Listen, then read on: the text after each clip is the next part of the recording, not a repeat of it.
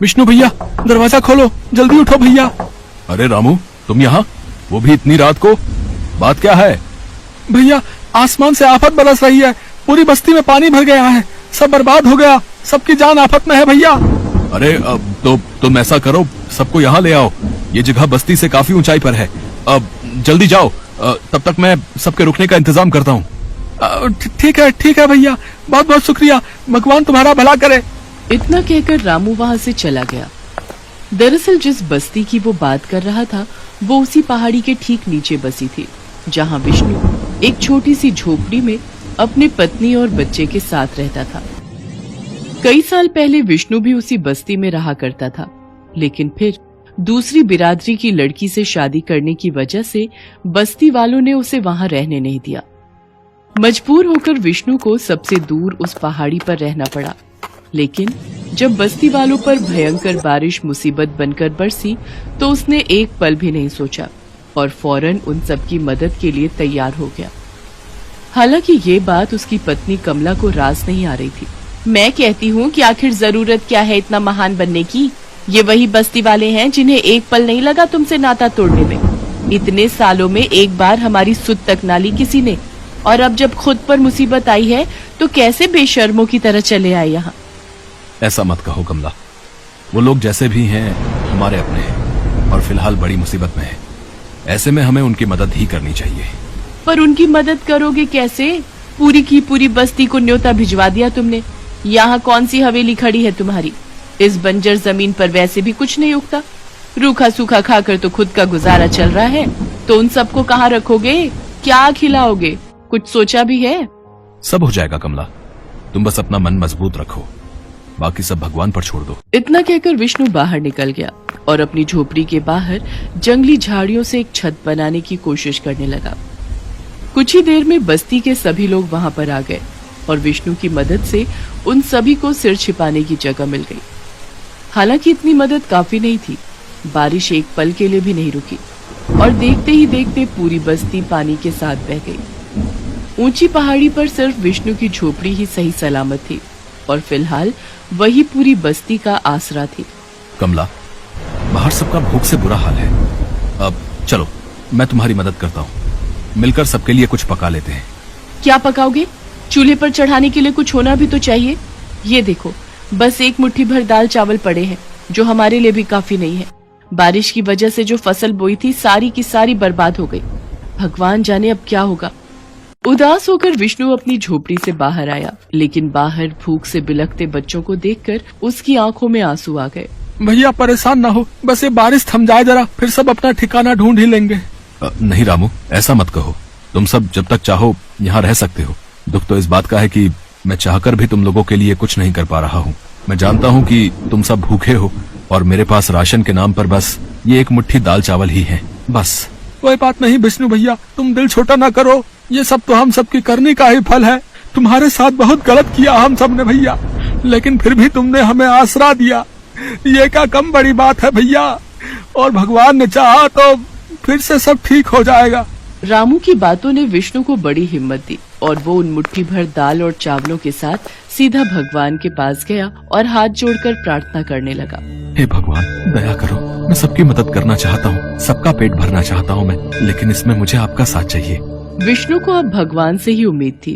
वो काफी देर तक भगवान के सामने हाथ जोड़े बैठा रहा। तभी उसकी पत्नी कमला वहाँ पहुँची और उससे बोली, सुनो जी, राजू भूख के मारे रोए जा रहा है, लाओ वो दाल चावल मुझे दो, मैं फटाफट उसके लिए खिचड़ी बना देती हूँ।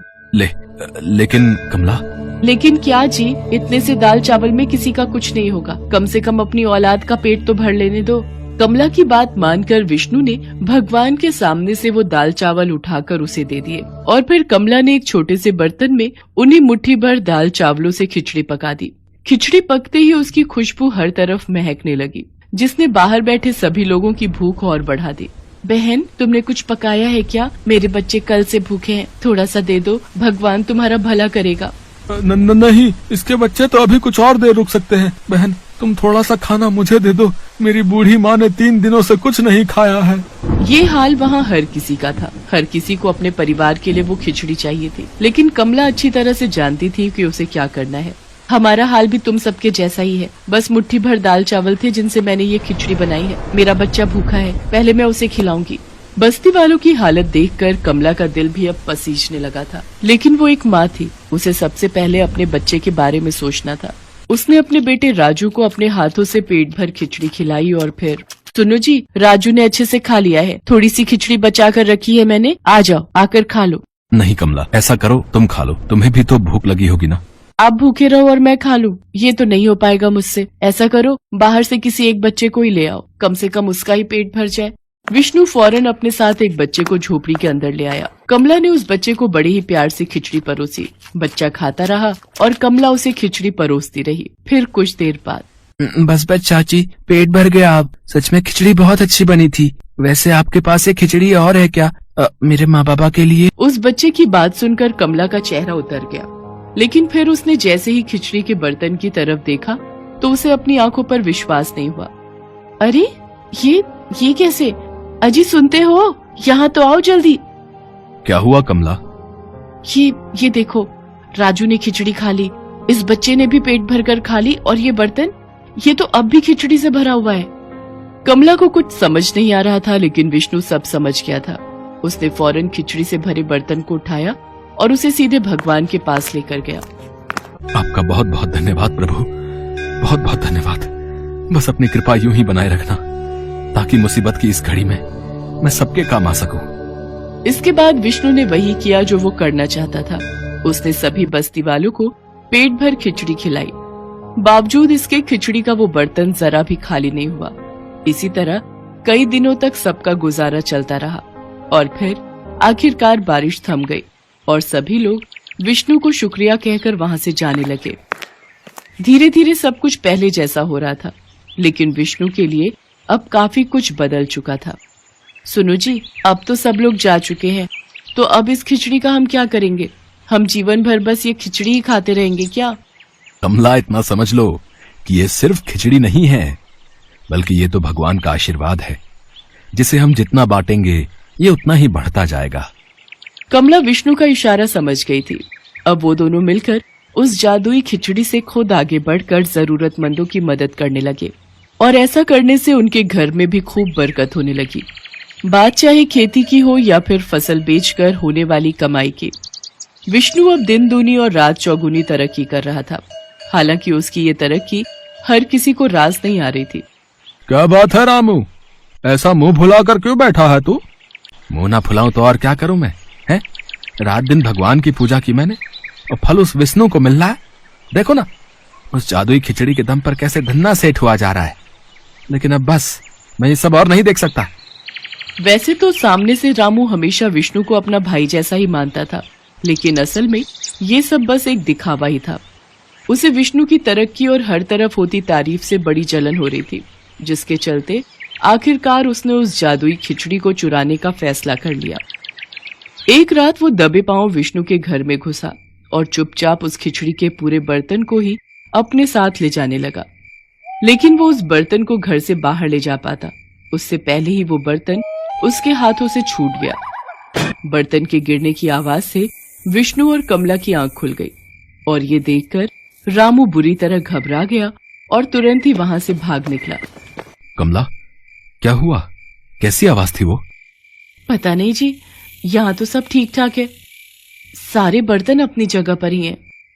अच्छा, और जरा एक बार खिचड़ी का बर्तन खोल कर देखो, उसमें खिचड़ी तो है ना? हाँ, ये तो पूरा भरा हुआ है, बिल्कुल पहले की तरह। कमला की बात सुनकर विष्णु ने एक बार फिर भगवान के सामने सिर झुकाया और फिर वो दोनों चैन की नींद सो गए।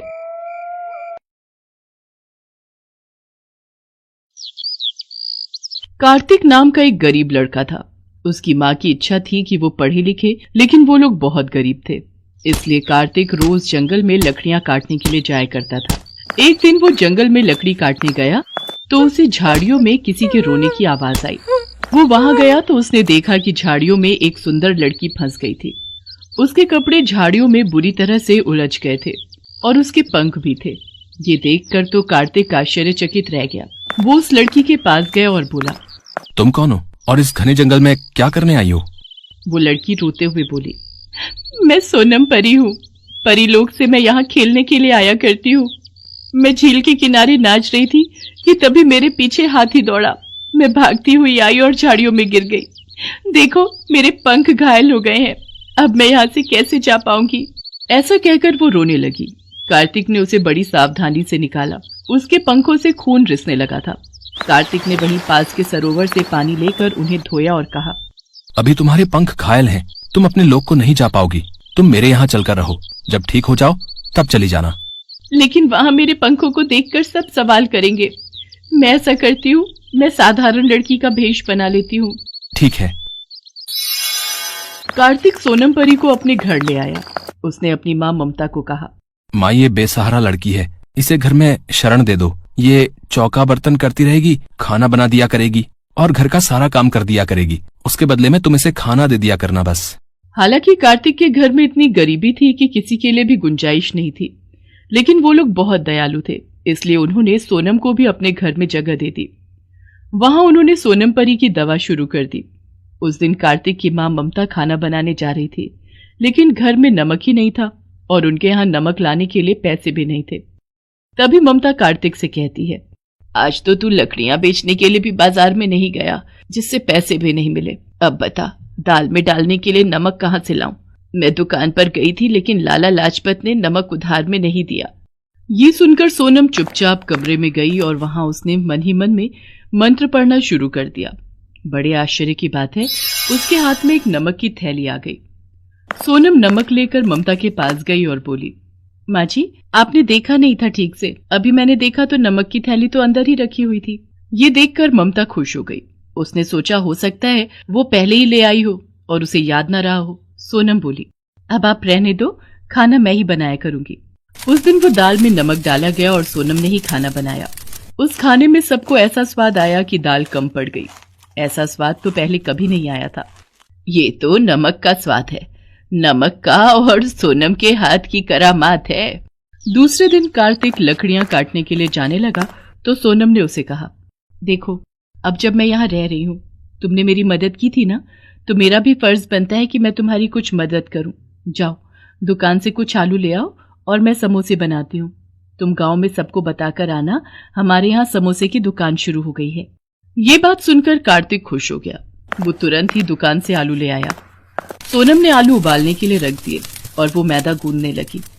उसने आलू में वही नमक डाला और मसाले डाले, फिर उसने समोसे बनाए। इस बीच कार्तिक ने पूरे गांव में प्रचार कर दिया कि उसके यहाँ समोसे मिलते हैं।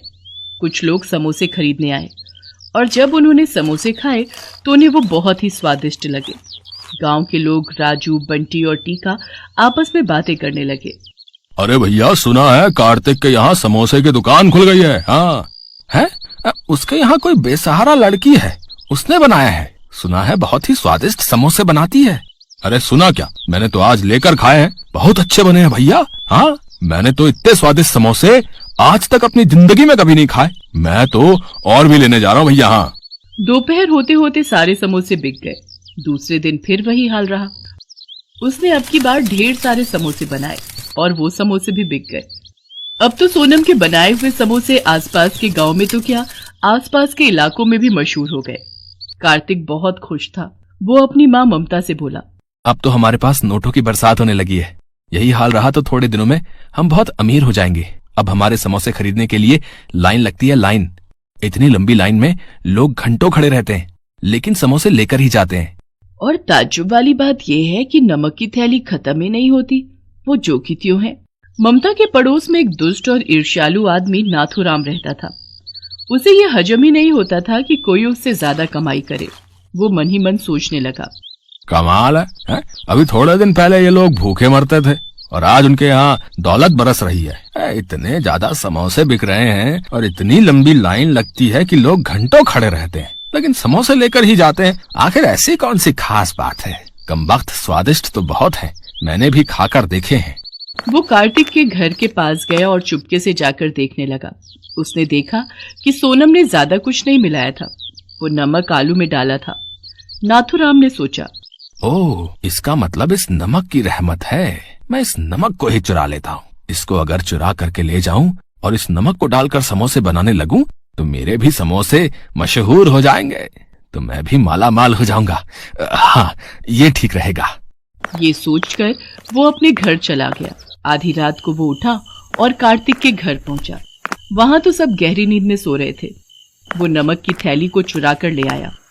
उसे पता भी नहीं चला कि सोनम खटर पटर से जग गई थी और उसने नमक चोरी करते हुए उसे देख लिया था। वो मन ही मन मुस्कुरा कर बोली, बच्चे चुरा कर ले जाओ, तुझे क्या पता ये जादुई नमक है, दुष्ट लोगों के यहाँ काम नहीं करता। ऐसा कहकर उसने आगे हाथ फैलाया तो उसके हाथ में दूसरी नमक की थैली आ गई। दूसरे दिन सवेरे नाथूराम ने पूरे गांव में कह डाला, कार्तिक के समोसों की तरह मेरे यहाँ पर भी स्वादिष्ट समोसे मिला करेंगे। आप लोग मेरे यहाँ खरीद कर खाना है। सब लोग नाथूराम के यहाँ समोसे लेने के लिए गए। नाथूराम कढ़ाई में तल तल कर गरम समोसे निकाल रहा था और बहुत खुश था। उसके समोसे जैसे ही कुछ लोगों ने चखे, उन्होंने थूकना शुरू कर दिया। अरे थू थू थू थू थू थू, इतने सड़े आलू इसमें पड़े हैं और इनका स्वाद इतना खराब है। थू थू थू थू थू, हमारे पैसे बर्बाद हो गए भैया। अरे इसने हमें ठग लिया है। भाई मिट्ठू जल्दी से पैसे वापस करो, नहीं तो फिर तुम्हारी पिटाई होगी। हाँ, समझ में नहीं आ रहा ये क्या हो गया। मैंने नमक तो वही चुराया था, तो मेरे समोसे कैसे खराब हो गए। नाथूराम अपना सिर पीटने लगा। लालच के मारे एक आलू की बोरी भी खरीद कर ले आया था। सारे लोग भाग भाग कर कार्तिक के यहाँ पहुंच गए। वहां लाइन लगाकर खड़े हो गए। वहां गर्मा गर्म समोसे निकाले जा रहे थे और सब लोग खरीद कर खा रहे थे। सोनम परी के घाव अब ठीक हो गए थे। उसने घर में सबको समोसे बनाना सिखा दिया था। अब सोनम परी को अपने परीलोक में जाना था। उसने अपने पंखों को सीधा किया और सबसे विदा लेकर अपने देश के लिए उड़ गई। कार्तिक ने उसे भीगी आंखों से विदाई दी।